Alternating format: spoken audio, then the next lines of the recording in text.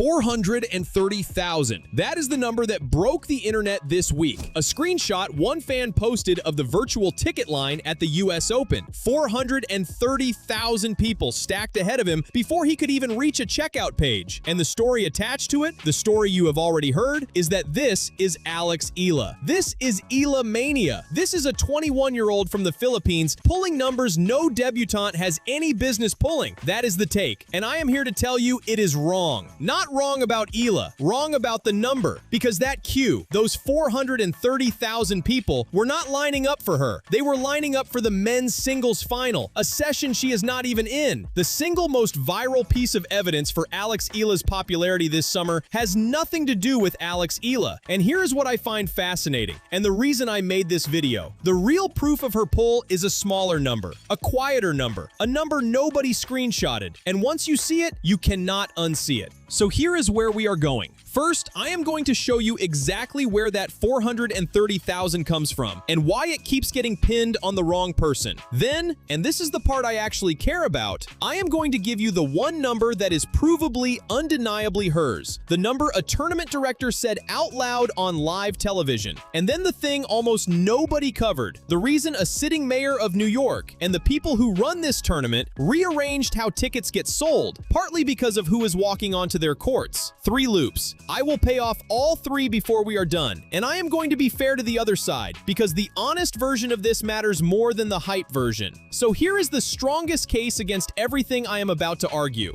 The US Open presale sold out within hours this year, for the 3rd year in a row, long before anybody knew where Eala would be scheduled or how far she would go. The demand was already a monster. She did not build it. Hold that thought. I will come back to it, and I will not flinch when I do. But to understand why her name got welded to that number in the first place, you have to rewind, because this did not come from nowhere. Go back to the 3rd of August in Washington. Eala walks into the Mubadala DC Open ranked outside the seedings and walks out with the first WTA Tour title of her life. And look at who she had to go through to get it. In the semifinal, Naomi Osaka, a 4-time Grand Slam champion. In the final, Jessica Pegula, the top seed, one of the best hardcourt players alive. Eala loses the first set, then she wins the second, then she wins the third. 6 games to love. A bagel. In a final, against the number 1 seed. That is not a lucky week. That is a statement. And it was not the first time. Rewind further to Dubai earlier this year, where she beat Jasmine Paolini, then the 6th-ranked player on the planet, in straight sets. Rewind to Wimbledon, where she reached the 4th round and beat Iga Swiatek along the way, becoming the first Filipina in the Open era to get that deep at the All-England Club. This is the context the ticket line story leaves out. By the time she flew into New York this week, filmed by fans, walked through the crowds by security guards, she was not a curiosity. She was a WTA champion with a career-high ranking, a seed at a Grand Slam, and a season record of 36 wins against 18 losses.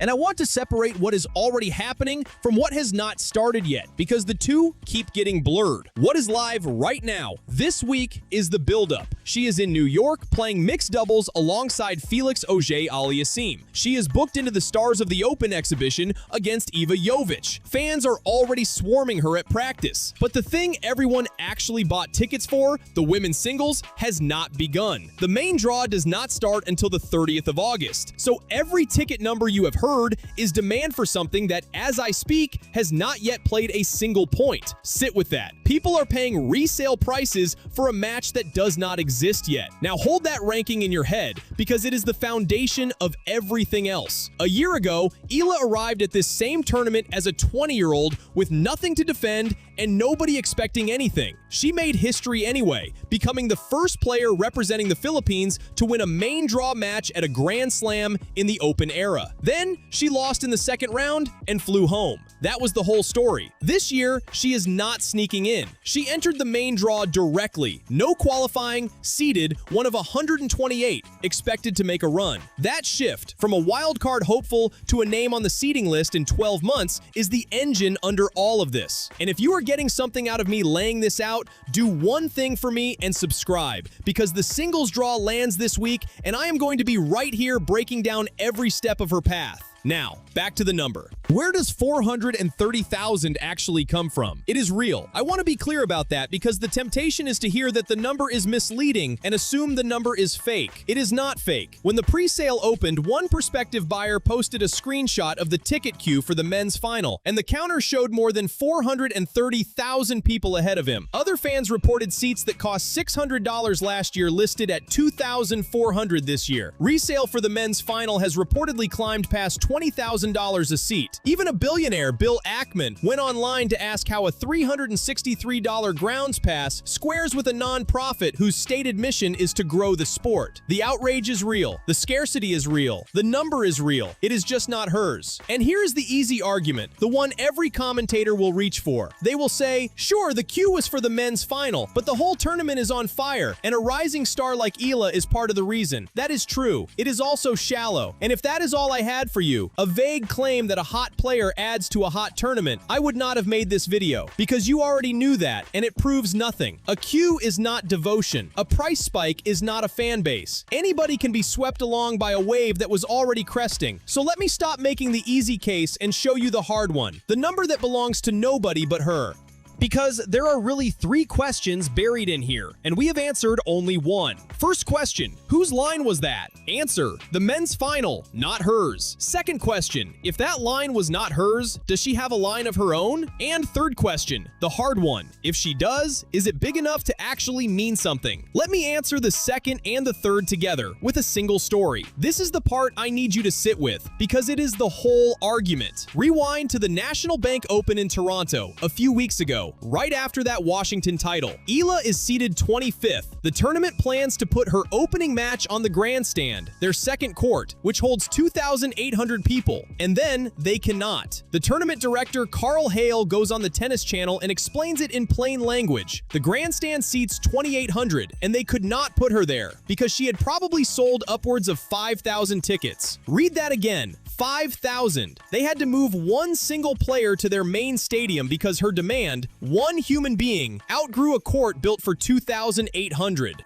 That is the number nobody screenshotted. Not 430,000 strangers in a queue for a session she is not playing. 5,000 people who bought a ticket specifically because Alex Eala's name was on the court. One of those is a crowd for an event. The other is a crowd for a person. And that distinction is the entire difference between being popular and being a draw. Now let me ask you something, and I genuinely go back and forth on it, so I want your answer below. Is Eala truly driving this demand, or is she a great player riding a wave the sport was already generating on its own? I lean one way. I am not certain. Tell me where you land, because the honest answer might sit somewhere in the middle. But before you answer, let me stack the evidence, because Toronto was not a one-off. Look at the pattern. This is a player whose matches keep forcing organizers to move her to bigger courts, event after event, because her crowd will not fit anywhere smaller. The people who follow her, largely her fellow Filipinos, do not sit quietly. They fill sections, they chant, they turn a third-round match into a home final, and that noise is built on something real, not manufactured. Go back to the wins. Osaka, beaten. Pegula, the top seed, beaten in a final. Svitolina, beaten in Washington on the same run. Paolini, a top 6 player, beaten in straight sets in Dubai. Swiatek, beaten at Wimbledon. No wild card behind those results. No qualifying draw. No soft opener. No protected ranking. Just a 21-year-old beating the best players in the world often enough that people now buy tickets before they even know the opponent. And the ranking is the receipt. She did not talk her way into a seeding. She earned it match by match to a career high around the world's top 18, which is exactly why she walked into this US Open as a direct entrant with no qualifying to play, seeded. One of the 32 names the tournament protects in the draw. 54 matches this season, 36 wins, 22 of them on hard courts, the surface she is about to play on. Those are not the numbers of a viral moment. Those are the numbers of a player who has become, quietly, one of the most consequential names in the women's game. The crowds are simply catching up to a truth the results settled months ago. Now here is the detail almost nobody covered, and it is the one that convinced me. This week, the mayor of New York, Zoran Mamdani, together with the United States Tennis Association, announced a release of 1,000 tickets to Arthur Ashe Stadium,